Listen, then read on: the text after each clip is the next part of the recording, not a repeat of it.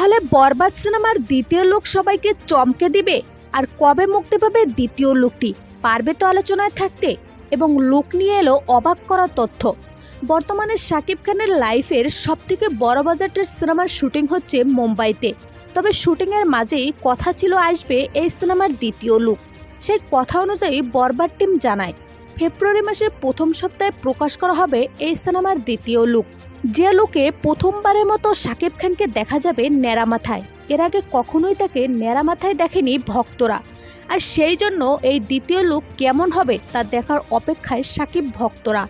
ন্যাড়া লুকের বিষয়ে পরিচালক মেহেদী হাসান হৃদয় বলেন, প্রথম লুকটি প্রকাশের পর অনেক প্রশংসা পেয়েছি, কিন্তু দ্বিতীয় লুক প্রকাশ করলে সবাই বেশ অবাক হবে। কারণ দ্বিতীয় লুকটিতে যেভাবে শাকিব খানকে দেখানো হয়েছে তা অবাক করার মতোই হবে। উল্লেখ্য 31 তারিখের মধ্যে শেষ হয়ে যাবে বরবাদ সিনেমার পুরো শুটিং।